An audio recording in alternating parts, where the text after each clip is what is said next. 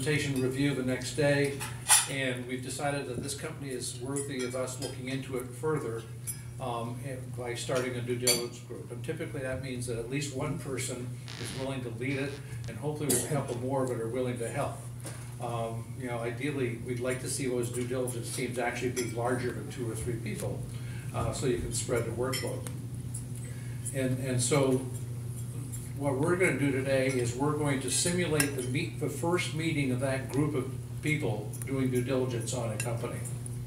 And the way we're going to do that is I've invited the folks from EVOS, Bruce and Don and Brian, to come down and present to us, just as if we had a regular member meeting with the companies presenting to us, except in this case, they're kind of our stool pigeons.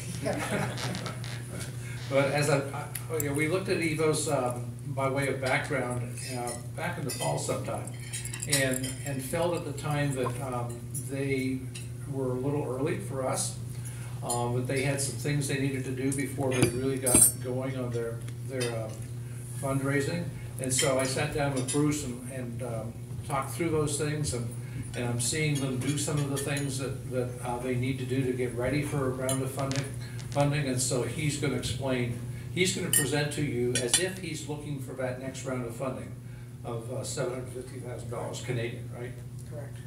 And then at the end of the 10 minutes, we will do the 5-minute Q&A, because I want this to be a learning experience for them as well as for the rest of us.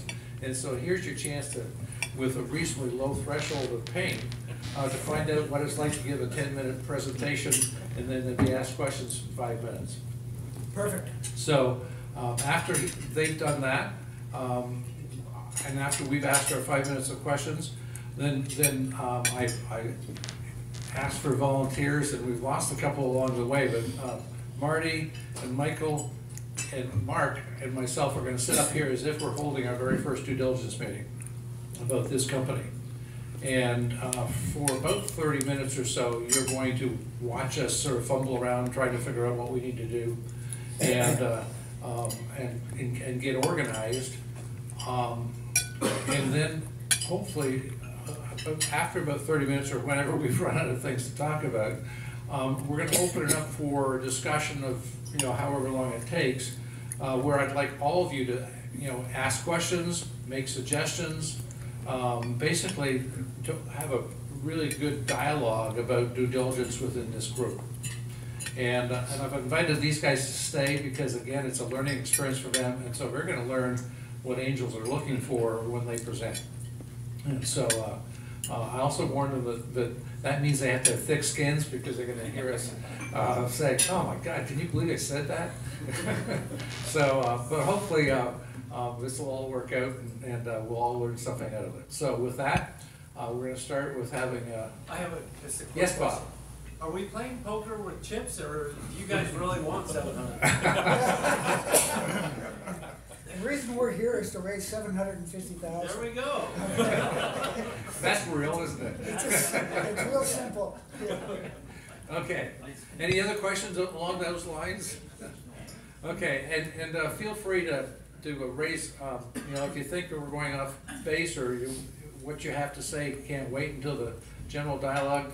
I'm going to moderate as well as be part of the panel here, so feel free. I'll be looking for people who want to talk. Okay, with that, Bruce, go ahead. Tucker? Tucker's right up here. Just take that and do whatever you want.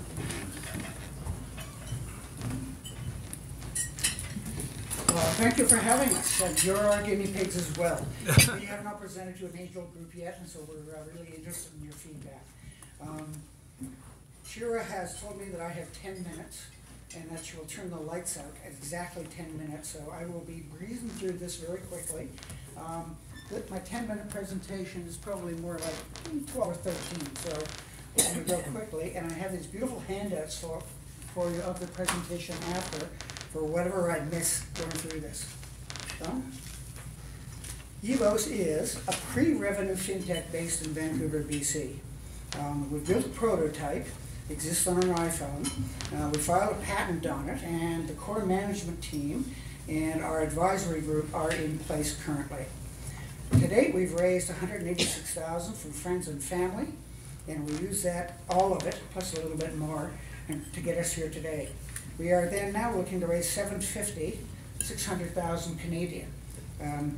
Excuse me, 600,000 US, and I'm looking specifically at you when I say that. Don? Market payment exists because the used car industry hasn't been really quick in adopting e-commerce as a way to sell used cars. The market pain is experienced by both consumers and lenders.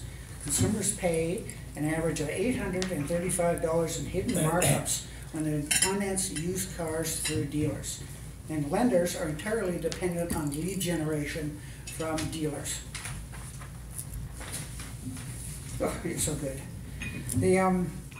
Our solution is a consumer-centric solution that puts consumers first.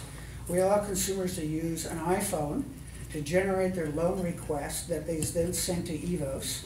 We then pre-screen those leads to make sure we're sending lenders exactly what they want to see. It goes to the lenders. Lenders can then bid back through EVOS, and then the consumer receives multiple bids supposedly from lenders. The consumer is then, it's being pre-approved for a car loan. You can then shop online with your phone or any mobile device, and then you can actually, when you find a car, you can go to the dealer and you can pay electronically using your phone. The idea is, and this is our concept of, we're connecting millions of consumers with hundreds of lenders, and we're lowering the cost for both parties. Big picture market is the $400 billion US used car market. There are approximately 41 million used cars sold annually in the United States, and this market, surprisingly, is growing by 6.9% a year. 51% of used car sales fall into the intersection of these three verticals, and that's the big picture target market for us. Specifically, our target market is the 800 million millennials whose market driver is the convenience of mobile shopping. They're already shopping for everything on their phones. Plus the 67 million underbanked and adults whose driver is a need to find good, affordable loans. Right now, they can only find them through the dealers. With this, they can go directly to multiple lenders and find the loan that's best for them. This amounts to 17 million used car loans per year. And you can see from the graph below, the 51% of all cars sold are financed, and 79% of the cars that are financed not through traditional lenders like banks, but alternate lenders, and that's really our target market. Sure, I'm going as fast as I can. Consumer adoption. Consumer adoption is a big thing for us because we feel that's really the central issue of this whole company. And in order to measure consumer adoption, we did a national US survey back in January using a company called SurveyMonkey. I don't know if any of you know SurveyMonkey. They're quite an accredited company for doing electronic polls. And to achieve a margin of error of plus or minus 3%, we went for over 1,000 full responses. And as you can see from the map there, the responses were from all over the US. The big questions we asked were, would you shop for a car online? And 58% said they were extremely and highly likely to do that. And the next big issue was, would you use EVOS? Okay, if you could save on your car payments. And again, 48% of all respondents said they would use EVOS. And then we went into a number of different feature sets. We're kind of creeping into the feature set world here, saying what's the most important feature for you? And not surprisingly, saving on car payment was the biggest feature. As well, 36% of respondents were likely to recommend EVOS to a friend, which speaks directly to our consumer adoption issues. Our competitive environment is really evolving. I mean, things change every day in the used car business. I'm halfway through. Conventional banks, most probably what we use, and when we go buy a car, we go to the bank, we give a line of credit, we do it. So the conventional banks exist and they won't change what they're doing. The existing dealer system sells loans to people who walk in the doors. I think that will continue as well. Okay. Our really indirect competitors are some lenders and some dealers are using components of e-commerce right now in order to better tell our story to consumers. But these are all single source offerings. So a dealer selling the cars on the dealer's lot, or a lender selling loans only through them, not what we do. Currently, there are no direct competitors that are in a position to have an open system that connects all the consumers to all of the lenders so you can shop for used cars online. And literally, just surprisingly to a certain extent, every used car, virtually every used car, is listed on an online site like Auto Trader or Cars.com. There's about 8 major ones. Our value proposition is fairly straightforward. We save money for the consumers by eliminating the third-party markup on loans. And it has the same characteristics as most e-commerce sites in that it's fast and easy to use. For the lenders, we're providing them a new source of electronic leads at no cost. And we pre-screen these leads, which is very important. When we sign up a lender, the lender tells us what they're looking for. We're looking for Washington State. We want loans between $2,000 and $20,000. So we pre-screen all of those. And so what we're sending the lenders is exactly what they asked us for. And big picture for the lender too is we reduce their acquisition costs. Right now, the average acquisition cost in the finance industry is about $303 per loan, and we're knocking it down by 33%. Our go-to-market strategy. We're going to launch in Vancouver because we live in Vancouver. We're going to develop in Vancouver. Within 6 months, we'll have a commercial product. We're going to take that product on the road, and our strategy is to go down the West Coast. So it'll be Washington, Oregon, California. That'll give us the biggest, fastest footprint for this company and probably take us to a profitable position. There are, in fact, 18 key states in the United States that account for 70% of all used car sales, and we've targeted those geographically as saying, here's where we're going to go as we finish the West Coast. Our revenue model is very simple. We're free service to consumers. Consumers can take our service, get it off the web, request a loan, and everything is free to them. Our fee is generated from the $199 we receive from the lenders for each loan that they successfully place. Not the leads, but every time they place a loan, okay, they pay us a fee of $199. Oh, here's the financing. What we're looking for eventually, not today, I can assure you, is a $750,000 Canadian financing. That's approximately $600,000 US, and we're basing that on our pre-money valuation of Canadian 1.6 million, and the share issue equals a 31.3 of undiluted and 25% of actual diluted share capital. Our use of proceeds, if you just look at the US column, it's pretty standard. We're going to spend the next 6 months in research and development, building a product. Sales and marketing is really more homework on feature set and what should be in it, and general administrative, and we end up with some working capital that gives us a pretty nice timing to proceed to another financing. The milestones achieved are just what I told you. We're going to build the V1 commercial system in BC. We're going to generate our first revenues in 6 months, and then we're going to go to market in the United States. Our financial forecasts are what you would expect from an early stage fintech. Year 1, we're going to spend a lot of money. We're going to build systems. We're going to do some development. Year 2, we finally generate some revenue. We achieve break even in year 2. And then years 3, 4, and 5, we ramp up the revenue curve really quite high, up to $100 million, which is our target, by installing the balance of the 18 states and then filling in with other states. What am I doing? 10 seconds. 10 seconds. Management team is here. Me, Don, Brian, our board of directors, our president of our CEO of a publicly traded company, and a lawyer, CPA in Seattle. Our advisory board is made up of Bob Garnett, who is the former chair of a financial institution in Canada with $12 billion in assets, and David Rafa, who's our corporate advisor on finance. And some of you may know David because I believe he's actually presented in front of you before. I understand we're going to Q&A now, so I would like to suggest maybe the first question be on exit strategy.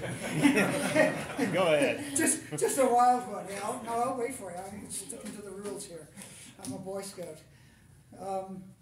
Exit strategy, very quickly, is we're a startup. So we lean everything towards our exit strategy, and this really plays into your due diligence conversation, Jim, that we have been, I don't know what the word would be, but we've been driven by doing everything right from the development of this company, the creation of the corporation, and we put it all into a data room, and we think that data room is going to pay dividends in year 2 or 3, probably 3, when all that information is there, and we're really looking at an M&A. We think there's a lot of other companies that are bigger than us in a lot of different areas that would be interested when we show a real product and customer adoption, and we're going to try and make it easy for them to M&A. We've also complied with everything that we need to go public as well, but I would dislike going public as opposed to doing an M&A. Thank you very much for the additional minute. We'll do 5 minutes of questions here, Good. just to get some of your initial questions out of the way so we can move on from that. So feel free.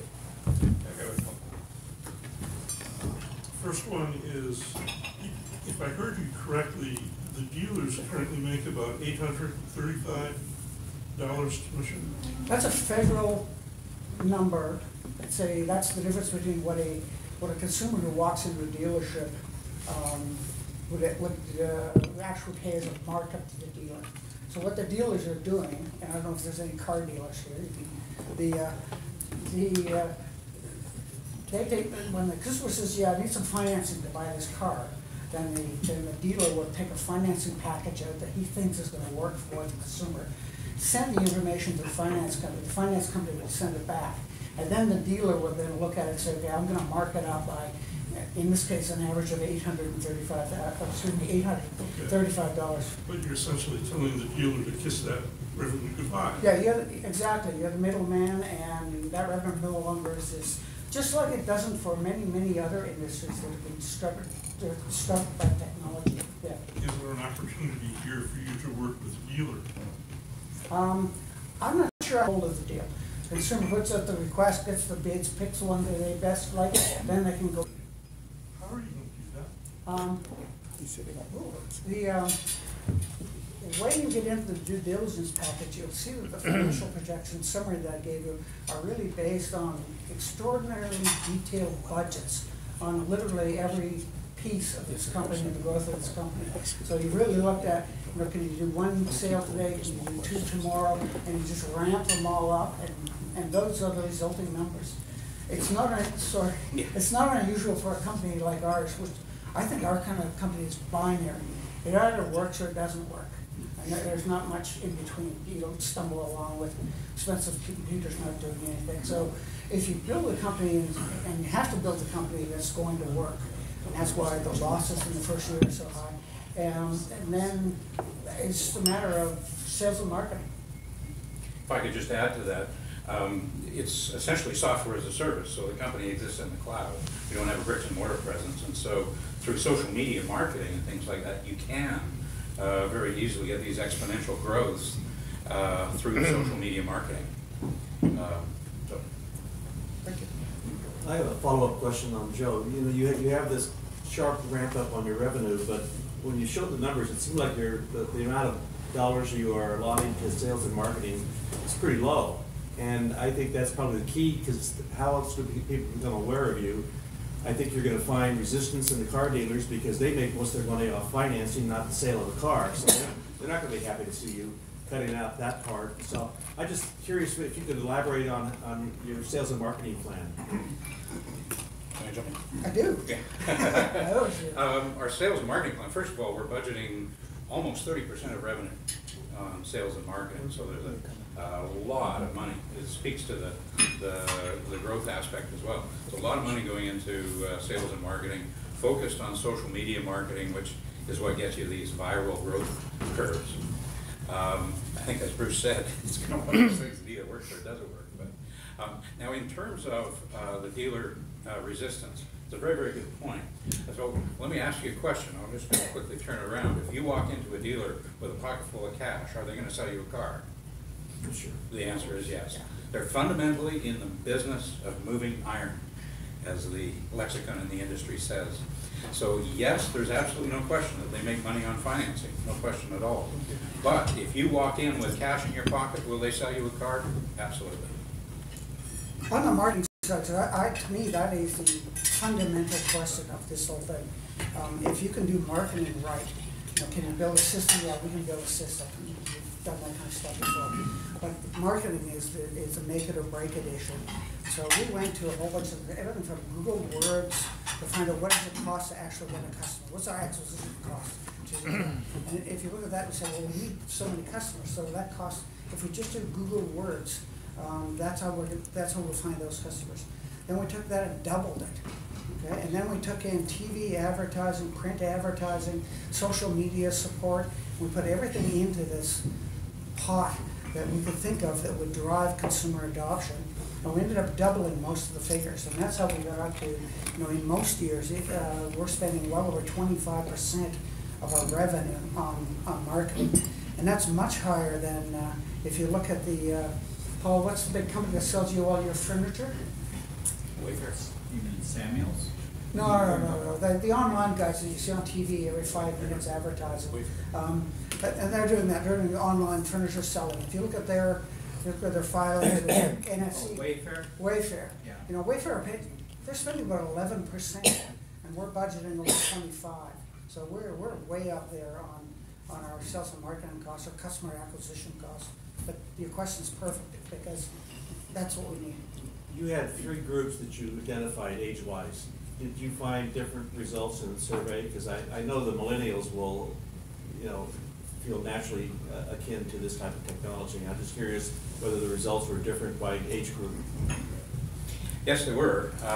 Yes, I mean your insight is exactly correct. Millennials were really high adopters. The one surprise that we got out of the market research was the overwhelming support that we got from women.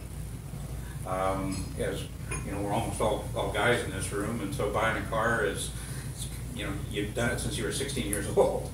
A lot of women, though, feel really intimidated by the process, and the response rate that we got from women on this was just overwhelming. And so, boy, does that ever drive our marketing pitch. Yeah, change the whole dynamic on our social media programs. Some of the favorable figures even point to where we say is $835 markup average. It actually ranges up to about $1,500 if you just take the demographic of women. Women are not well served by this existing system. Sorry. What's your current burn rate? Yeah, well, I would say it's my Visa card and my American Express card and any other card I can get. So our current burn rate is very low because we're not doing development. I mean, we need to raise money in order to even have a burn rate. We're really just self-financed at this point. Yes? Have you had any conversations with lenders? I mean, I have no idea what this looks like to a lender.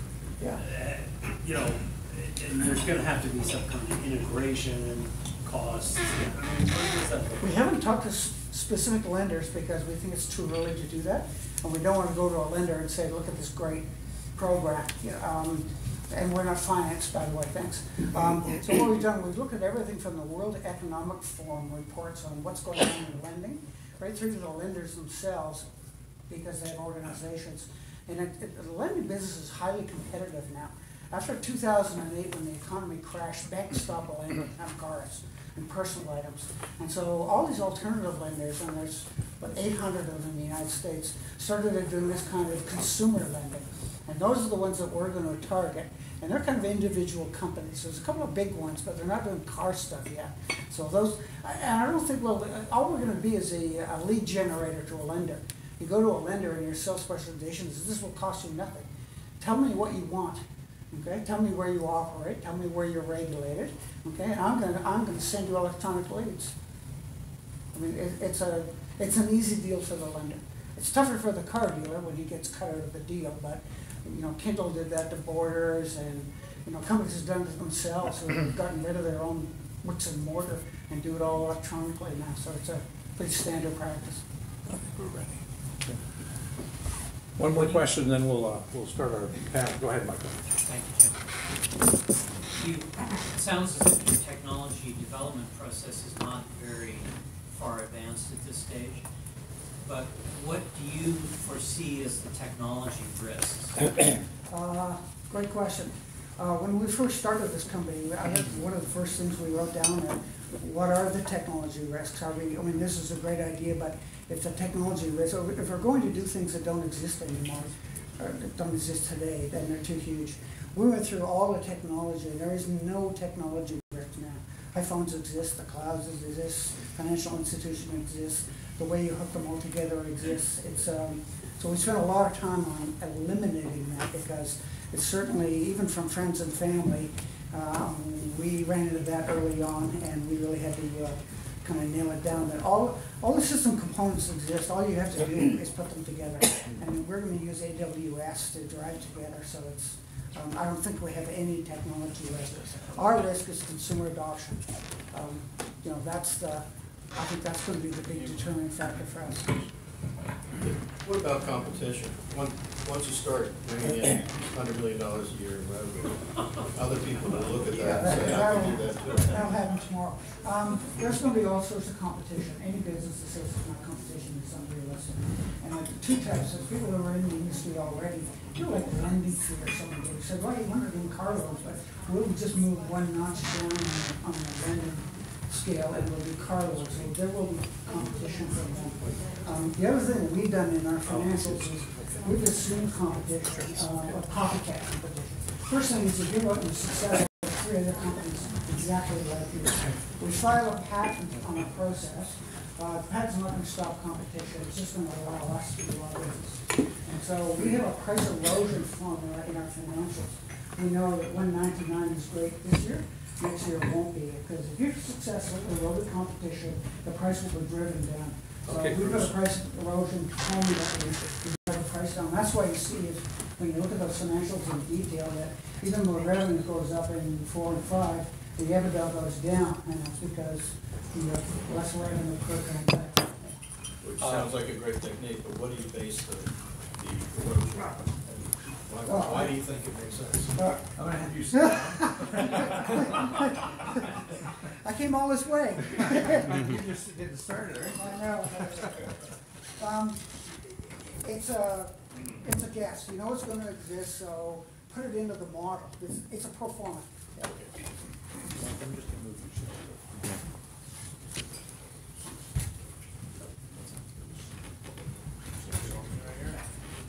Yeah. Can you hear us if we just talk about the mic? I can. Good, because this just make it easier to go back and forth. By the way, I am trying to record this, so we'll see how that works out. All right, so we are assuming that we've had our presentation review the next day. We all agreed that we would look into doing due diligence and take the next steps to do that. And so this is the first meeting of the 4 people that were willing to work on their due diligence for this presentation of this company. So gentlemen, initial thoughts and impressions, and how would you like to, should we organize this in a way that we talk about specific areas, or do you have any initial? I have a suggestion. Based on the answers that I heard, they're very early in the process, and we knew that when they came to present, we knew that when they agreed to start due diligence, and that's fine. But it seems to me that given the potential resistance of dealers and the need to draw consumers in to make this work, the market validation is really important. Right. So, and they've done a little bit with the survey, but for us as investors, I think we really need to see, personally at least, some more market validation that defines in a little more detail the app that they're going to produce and why that's going to be compelling to customers to use. There are two entities: customers, buyers of the car, who have to be marketed. they've done a little bit of customer validation on the customer side, the buyer side. We see that, but they haven't approached lenders. I mean, where's the hiccup going to come in when they go to the lenders? And what they've said so far is, well, we're just going to provide free leads. Of course, they'll want that. Well, it's a little more complicated than that. So I think we want to see customer or market validation on that side of the equation. And there's a difference, and this is kind of where I was heading, between asking theoretical questions of customers in a survey and or going talking to lenders who may or may not be acceptable to that versus the classic lean model where you build something small. You take a little bit of your money, maybe it's not all the money you guys want, or, you know, that the team they ask for, and you just go build something that you can actually take out to somebody and say, this is what we're going to offer. What do you think? And I'm just wondering if maybe that isn't appropriate to get them out there to kind of try this thing first and show it to people and actually show them something that's running on The a question phone. was asked in terms of where they are with the technology, and it was a very easy answer. All the parts are there, it's not gonna be a problem. Well, it isn't nothing to build the minimum viable product to take out, as you suggested. It's gonna take some real time and effort. But I think that would be a viable direction to move in. I'd like to add one more thing in addition to that, and that is on the, all good points, and by the way, the questions in the Q&A afterwards drill down to some critical issues that we had already addressed or thought about, but to me, there's also an issue of the timing of the sources and uses of the fund and details, not just budget line items, but in terms of how it's going to be used. The marketing is a big blank to me right now, because there's a little bit of a chicken or the egg. You've got a ramp up based on what I heard on 30% of revenue, but you don't get the revenue without marketing. So, and when I saw the sources and uses of the initial round, it was about 80,000 or something, and it was described as mostly feature set, as opposed to spending any money on how do you, however you get this out there in marketing. It's direct sales and social, and I saw no specifics on that. So I saw a timing issue. I'm interested, I'm not very experienced in social network marketing, and so I heard them say that's what they're gonna do, and that's why it's lower cost than what I know as traditional marketing. We do that in our business, so I know that end of it, and that's a great way to, not a great way. It's an effective way to reach consumers, but there's a complete blank on how you reach lenders. Social media would not be a way to reach lenders. And lenders have to adopt this, otherwise. They're ready to check. Exactly. Yeah. They have to receive the bids, and I have to receive the sales orders or the information on, do you want to bid on this? And there has to be a process put into place. Again, we'd like to see this, and by the way, we agree to pay you $199 for this. Yeah, that was a question that popped up in my mind. There has to be some contractual agreement with the lender, because you're going to hand the lender leads, and you have to be assured in some way that they will make good on their side of the bargain to pay you if those leads turn into actual sales. So and that's going to require a little bit of policing to make sure that you're getting paid by these lenders when the deals are closed. That's another. I just don't see it as hands-off as it's represented. Exactly. It's just going to start minting money. And to add to that, Michael, one of the things that I would be concerned about, and maybe this has been thought through, is we need to ask a company is if it's $199 to the lender obviously has to agree to that before they'll source the loan. If the lenders agree that they're going to source the loan and not mark that $199 up in the origination fee of the loan, in which case the customer may or may not have saved the money based on what they could have gotten from the deal in the first place. Or is there in fact a savings there, depending on how the lenders are going to behave? And I haven't bought a used car in a long time. And I'm wondering, if I'm a lender, am I willing to make a loan based on some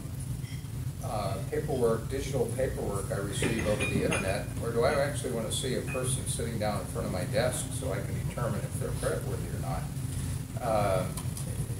I don't know the answer to that. I can address that a little bit. I mean, this is one of my questions about competition, because if I'm in buying a used car, you can obviously listen to the dealer and say, I can get you this rate, this rate, this rate, and this rate. I can also say, I want that car, I'm gonna walk out the door, I'm gonna bring up bankrate.com. Or there's about 5 sources that give you the current bank rates and the cheapest rates and what the origination fees are, and you just pick one, hit the link, you fill it out, and then you're 3/4 of the way done. So part of my concern is what makes this application that EVOS wants to present sticky enough that they'll get there first before they go to any of these other places. Because there's a lot of ways to go do a search on the internet, and you'll get dozens of hits on loans, and some of them are the loan companies themselves, and some of them are third parties that represent that, like Bankrate. So Jim, you know, we're throwing some ideas out here, but I think as the lead on this group, you had proposed marking out some specific areas of inquiry that we might look at. Do you want to share those with us? Yeah, let's move on to that. There's really 4 areas of focus, and maybe that will turn into an assignment of roles for each of us in terms of going forward and trying to understand it. But I think one is sort of the product and market acceptance of that product and the value proposition that comes with that product to all their audiences, which is dealers, the lenders, and consumers. So that would include customer validation? That absolutely would okay. include that. So that's one area. The second area that I would think about and focus on is the sales and marketing, specifically the go-to-market strategy. There were a number of questions that came out of the conversation we had after the presentation that need to be answered there. The business model, whether that's the right, whether 199, you know, what's the magic behind that, or is there maybe some other approaches to that pricing? And I think the competition falls into that, to your point, the Bankrate and others. So that's another area that's worthy of some. I also pay attention to the management team and the other advisors and directors that come with them. So that's number 4. Yeah, that's number 3. Oh, that's number so product market acceptance is 1, sales and marketing is 2, management team is 3, and then the 4th area is financial projections, financing deal, and the terms, and sort of implicit in that is the exit plans as well. So we might say should figure out what the key issues are, and then volunteer as to who's going to take on what. Does that make sense to you? It does. Mm-hmm. Yep. Okay. So we've kind of beat on the product and the market acceptance and getting to a minimum viable product. What else is there in that area of focus in this process? And without getting some buy-in from specific lenders, like, yeah, for sure, we'll do that. We'll write you a $199 check for every one we do. Without that, it doesn't work. So that's really key. Just as an aside, because I was going to be the moderator and let somebody else be doing this, so I'm forgetting to be the moderator. What you're seeing here is you kind of stumble around early on when you're trying to understand a company, and you know, you may or may not understand everything about the basic business in the marketplace, and you all have different world formed because of your business experience. And so what we're stumbling around here is really very normal. And it's probably uncomfortable if you haven't gone through it before, but it's okay. Out of it stumbling around, you might come up with something that makes sense in terms of where you attack. So, and the output is a work plan. The output is a work plan, yes, good point. So I guess one thing that may, just to finish that point about the market validation, that maybe we need to understand is, if you look at their revenue projections, and you can put that up there, it shows like in year 3 they become profitable, and if I did some math, it shows, I don't know, it was like $70 million in year 3 revenue. If you take 199, what's that? You will quickly get to about 350,000 transactions or loans. So it seems like a lot of loans. What I have no idea is what percentage of that is that of the total loan market, and how many loans are already sourced anyway by the dealers that you would have to unhook. And I'm not I'm just asking this as a question for us to pursue. Well, you know, I had a similar kind of question, which was, I heard them say that, you know, there's lots of examples out there where, because you're using social media, that you can ramp up a business this quickly. I wonder whether that applies to something where you're buying $10,000 cars. I'm not sure I buy the argument that people are gonna automatically make decisions and you can accelerate your business that quickly in a market like used cars. And so, one of the things I'd like to understand is where do they get that impression from? So if you're selling widgets for Yeah. $2.95, ramp up fast. And books. Yeah. And adding to the validation of the consumer validation and, you know, one, to the market, to the original thing, I would also like to see added to that, a key, or one of the key components to the consumer is we're gonna save you money and make it easier. Well, car dealers, they tend to look at both what they're making on the profit on the car and what they're making on the loan. It's one component. And if you're taking that profit, because it's one profit item, and you're reducing it, I would want to validate that they just won't puff up the price of the car before they're willing to sell it, because that's how they were making their money. Well, I'd want to validate that. You want to validate that, but just intuitively, you would think they put a sticker price on the car, that would be the price someone would pay for cash. And if you come in to finance the car through them, they'll give you a deal on the car because they're making it on the other end. Right, but if now you're giving them less of a deal Right, because. so you pay the cash price. That's what I'm saying, so the consumer ends up not really benefiting from the app. Well, They're paying the same. the car. theory is that The savings isn't going to them. That's what I'm asking. You're, You'd have to do the math on that. well, I don't know if it's Exactly. math. I mean, that there is math. But ultimately, in order for there to be a savings to the consumer, there must be a decrease in profit for the dealer. It seems axiomatic. Yeah. Okay. Yeah, it's really, how does this get gamed? And I don't know how you validate that. How does this get gamed out when you've got a buyer and a dealer across the table from each other? And I'm not sure I understand how that works, where the car dealer gives us best and last price offer, and the consumer says, good, I have this handy dandy loan approval right here, so I'll take that. Or is there some more interplay that goes on before you get to that final discussion? I don't know. It seems to me that, like we said, there's multiple players here, that before you spend $1 on development, if they already had that, it would be great, but they haven't, so. You want to do a little bit of customer research. They've done a little bit, okay. It doesn't sound like from the question they asked before that they've done much lender validation.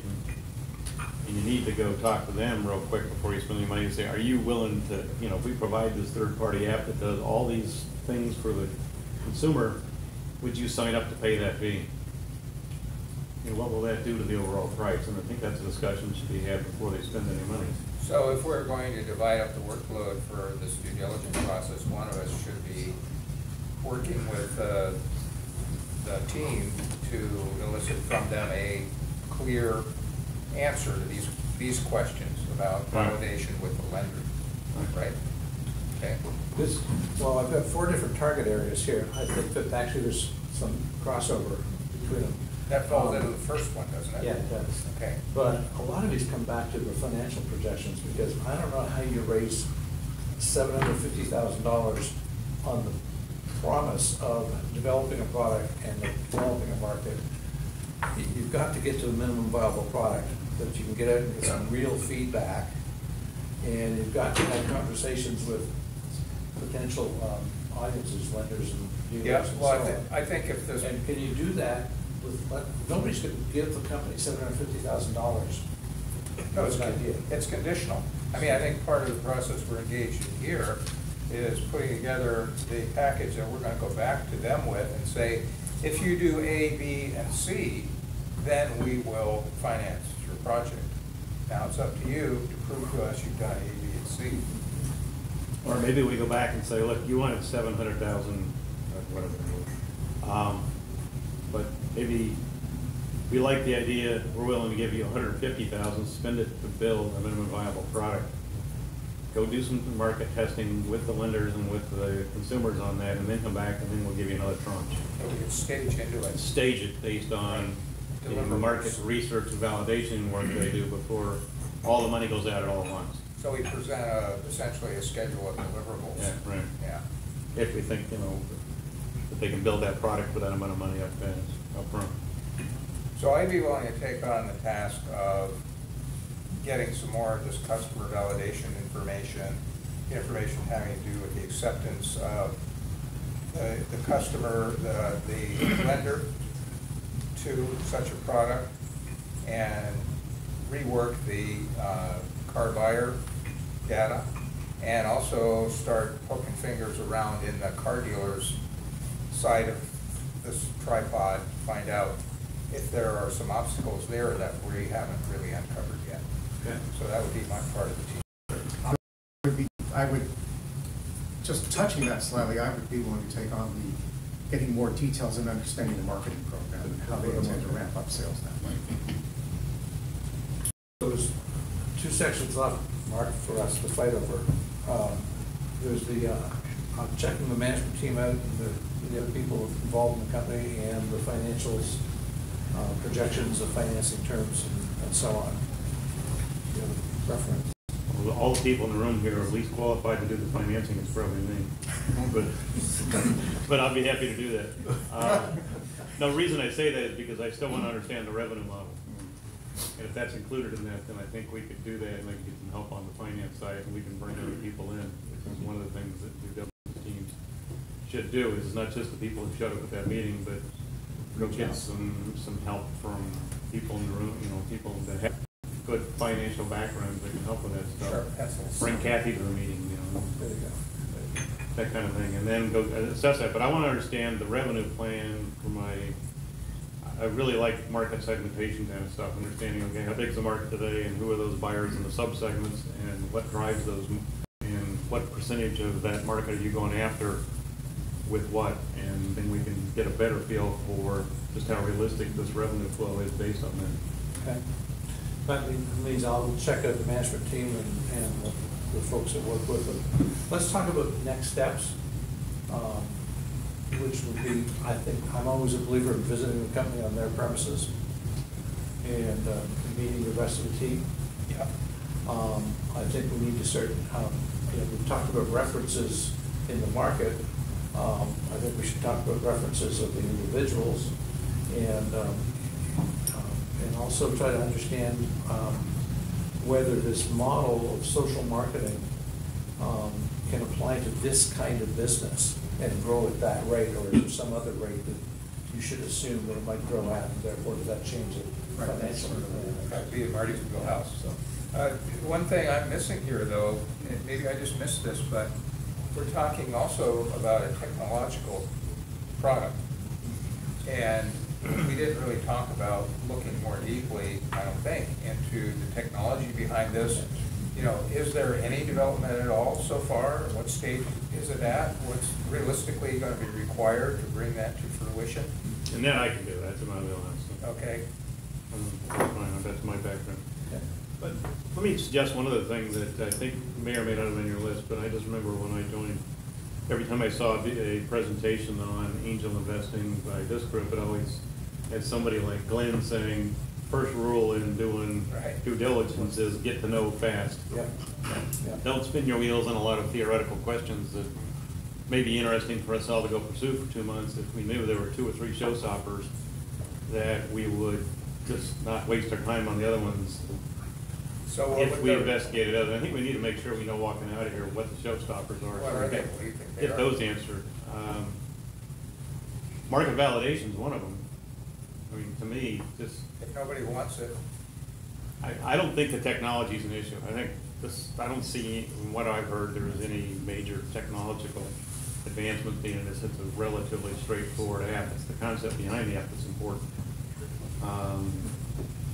If they mentioned iPhone, it's also got to be on Android, because frankly, people that they may be selling to may be more Android people than they are iPhone users, but that's kind of an irrelevant detail. I think a real issue is just validating that consumers and lenders want to use this thing. That's a real showstopper. And if there's sufficient compelling motivation for them to want to do it, that there's a market there. I'll add another one, which is if they're not willing to consider preference shares, it doesn't make sense. I mean, I think we collectively have learned that we do not want to make investments in common shares. Is that? Yeah. And I think they said that would be a forward movement. I think they were talking about moving this to the U.S. Well, here's the fear is if they get some of their investors from Canada. Remember David Raffa, who is working with them. David believes in common shares, and it's hard to shake him from that. Oh. And so if half the round is going to be done with Canadians, maybe we erased out of this thing. So we need to understand that pretty early on in the process. That's a good point. Before we waste time. So, anything else? I think you covered most of it. Okay. Well, this is a logical time then to open it up to the floor. I do have one other thing I just want to throw out there, and that's we got to, as part of this validation, understand the barriers to entry. If it is a really good idea that hasn't been done yet, and I'm not sure of that yet, but that's what we're going to need to validate. What keeps somebody else that's either a existing loan company or yeah, I mean, what is it that's going to prevent somebody else saying, good idea. I've got 50 developers in the room over there. I'm going to have it done next week. I mean, I got a marketing budget of 10. Thanks. Go on. I saw, Chad. The first one's with respect to banks. Large banks are pretty well wired now for technology, so I don't think the technology would scare them off, but I'm not sure all the large banks do car financing. So that's one question I would have. And if you have to look at smaller community banks. Large banks is not the market. No, what I meant was, but do smaller community banks, if they're looking for a car online, are those online providers, do they have links to financing? I don't know the answer to that. I'm just wondering. It does finance. So our regulation that would apply to consumer financing. I guess so. And probably, I think the answer would be yes, at least in the United States. And if so, then what are the plans of the company to ensure compliance?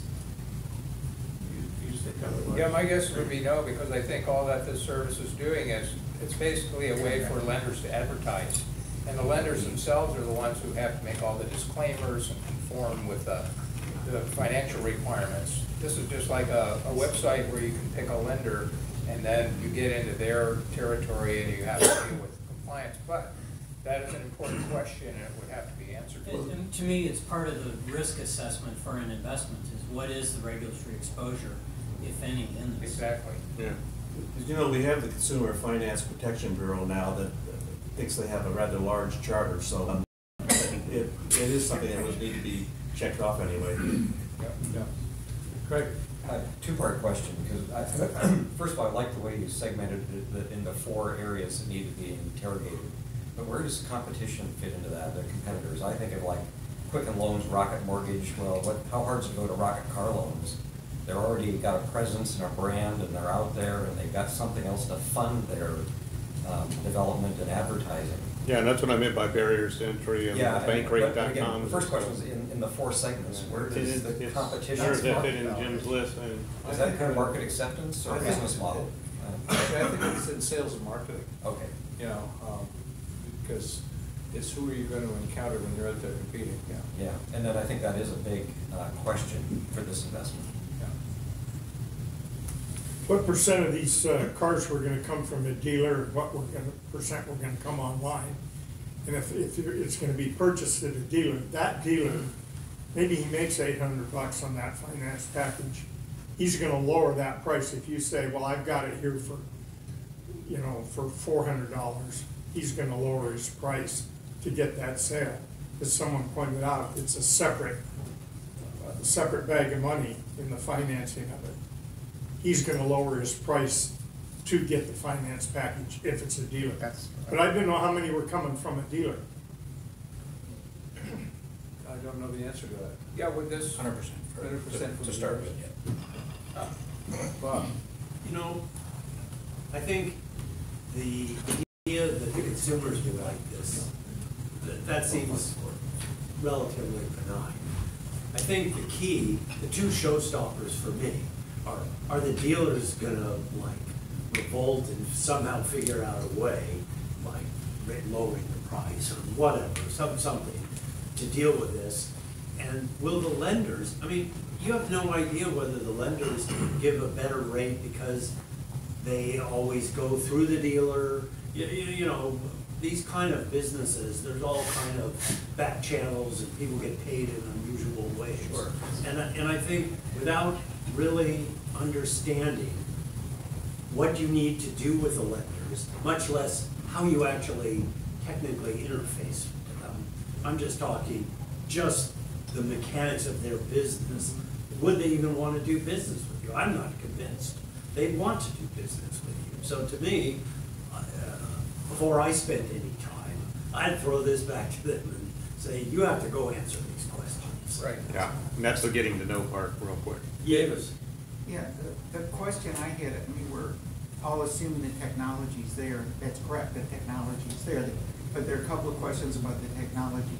One was already brought up, which is, you know, it's set up as an Apple app, and it's not that big a deal to go cross-platform to Android, set it up on all the computers. That's not hard. The millennials and a lot of other folks are very concerned about cybersecurity, which is a big, could be a big expense to get a consultant, because especially with banking information. Are you sure this is bulletproof software? Yeah. That they're not, you know, that it's not going to be broken into, and then privacy. And when you have a small company, like, you know, when you're on board with Amazon, you're sort of confident your data is going to be protected. Now we're all afraid of Facebook, but there's a lot of fear going on. And the other thing, They've already hired a company in the UK, Councilman. right. So cybersecurity, it's a pain in the ass. It's essential and it's expensive. You know, so that has to be looked at a little bit. With millennials, if you go up to any millennial, I think about my kid buying a used car, it's like the only way to even consider buying a used car is on the internet. I mean, if you walk in this room, you'd say this is a no-brainer.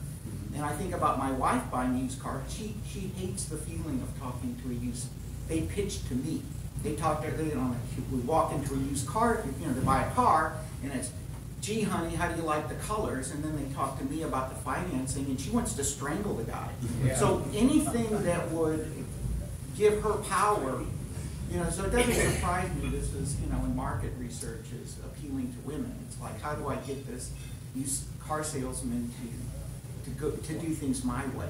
So it gives them power. So I think market, you know, from that standpoint, it really gets very appealing. It's So a big market. piggybacking on Bob for 1 second, I was just thinking about the term disruptive technology, and if this is trying to be disruptive, how is it disruptive technology when you're still keeping all three of the same components, the consumer, the lender, and the dealer? What are you disrupting? It's how you package them, I guess, is to bring them together, and that's the whole thing, is how Still easy do you relying make on to all marry three. those three together, and that's the thing we need to see. And Rob? I think part of the due diligence will use our local, you know, to have somebody go to WeQ or People's Bank and, you know, talk directly to our local lenders here to say, you know, what's the story? Good point, good point. Joe? I like Bob's comment about the dealers. If you look at Volkswagen, Ford, GM, Chrysler, Fiat, they've all got their own financing arms. They all make a lot of money from those financing arms.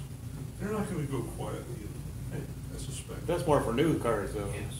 Oh, And used. go try to buy a used car. We also use cars. No, In it's true. fact, here's something I've just been thinking. Okay, so I'm a car dealer.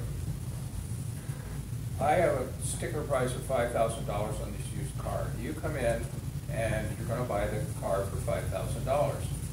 Okay, then you pull out your app and you tell me that you're going to finance it this way. And I think, well, if he finances it that way, I lose the $800 I would get from my lender. So I'll tell you what I'm gonna do. I'll sell it to you for $4,800 if you buy it and finance it through me. So I've still $600 to the good. The buyer, instead of making payments on a $5,000 item, is now making payments on a $4,800 item. And I, as a dealer, have put some money in my pocket that would have walked out the door. I don't understand how you get around that. That's what I was talking about. But the one who lost was EVOS, because they didn't get. They didn't get the deal, because, you know, that, Yeah, I have the same concern. Every time I've gone to buy a car, it's always, well, let me go talk to the finance manager in the back. You know, and then they do this secret number game. Can I just make a suggestion? We only have one FinTech millionaire amongst us here. Bruce, what do you think? You are Bruce, right? Cameron. Cameron, I'm Yeah. sorry. So my question during the Q&A, just after y'all presented, was what's the MVP? How can you get out there and validate without spending a lot of money? And that would be my recommendation. How can you spend $150,000, get customers and car dealers and banks in the room with you talking and prove out the technology? Can I change the conversation a little bit? There's a lot of really experienced angels out here. I'd love to hear your comments on the process versus the process that you've gone through in some of your investments. And chat about that angle for a while. Dan? Well, I go to how quick do I get to know? That's the first thing I always ask it when I sit in on the due diligence. And my no would be if I went down to Deal Ford and asked Mike Deal, at what point are you gonna let the financing leave this place and go somewhere else? And if he says never, we get you in here, you're gonna buy it from us. You're not gonna go outside. Well, there is a point that you would. And I would have to get to that answer first, or my answer would be no. See, I would force this back to the company. I'd say, I would have cut the whole conversation short and just said, answer me the question, what are the dealers gonna do? And what are the financing companies gonna do? And until you can give me an answer, like I'm stopped. That would be, I would have got to know way before even, I wouldn't go down and talk to Mr. Deal.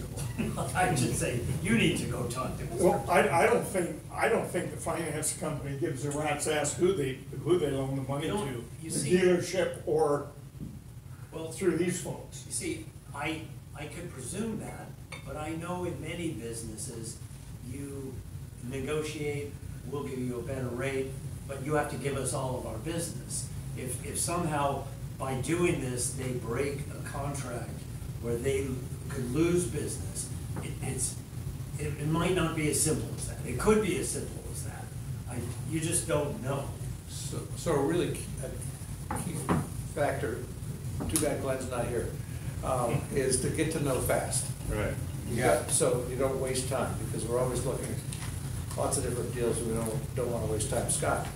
Having sat in a lot of due diligence meetings, I think that my perception of what would have happened this would have been an immediate no without a minimal viable product. That it would have been automatic that until, I mean, we don't even know where it's gonna pivot. It probably is gonna pivot, but we don't know if it's gonna be at the consumer or at the lender or at the dealer, but we don't know it until you have some repetitions. Having 0 repetitions, I think that if this was tomorrow's meeting, we would have said, no, it's too early.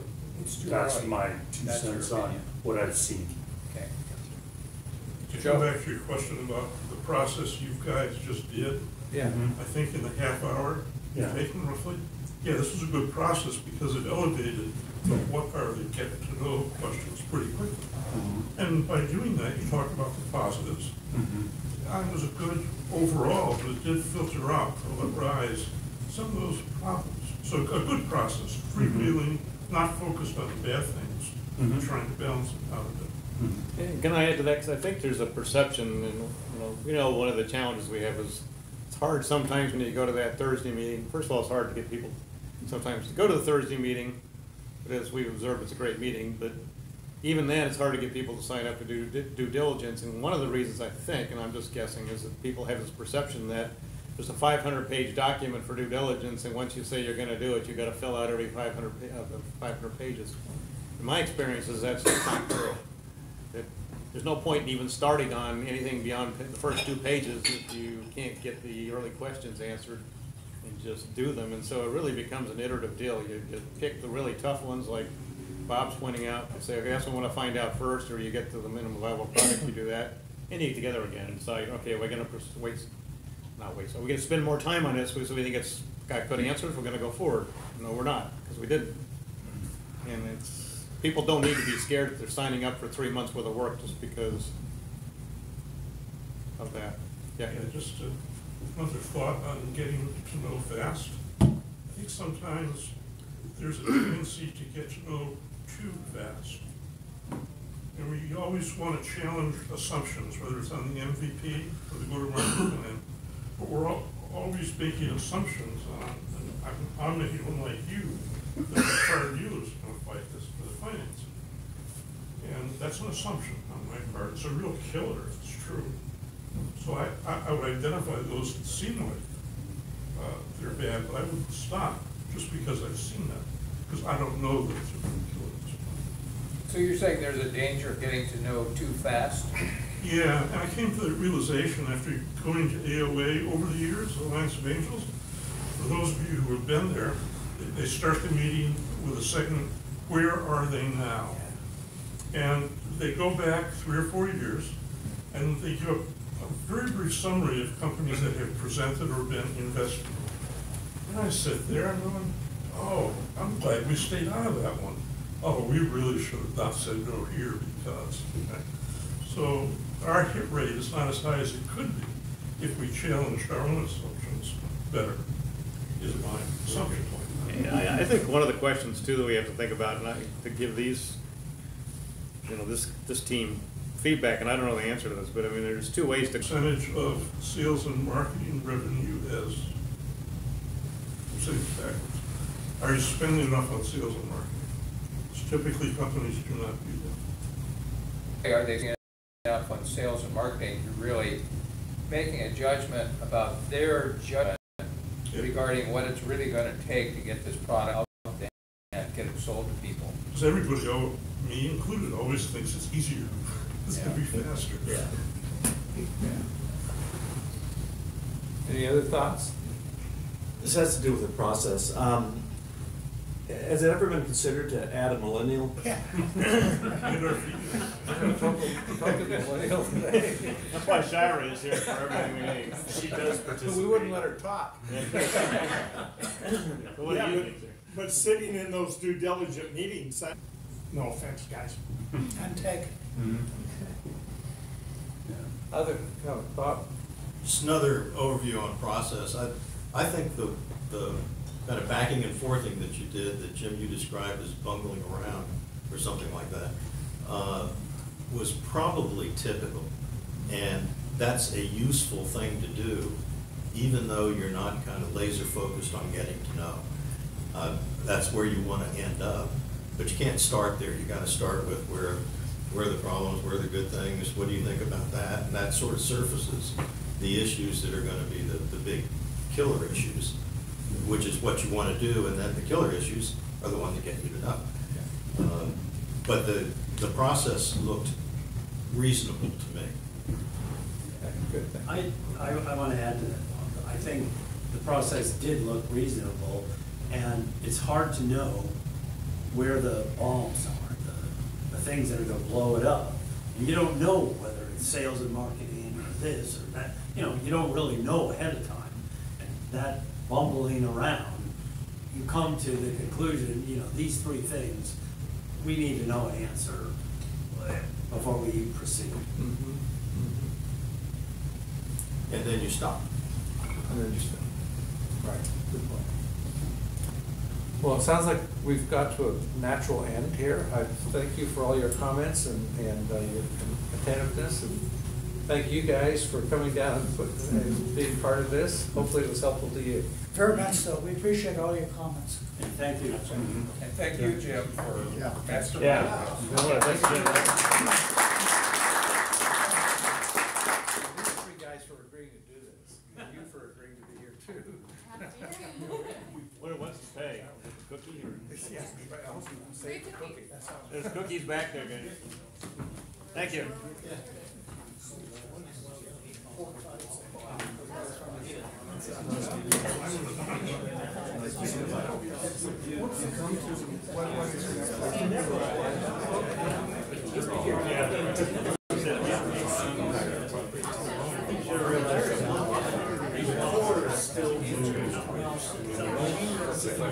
So,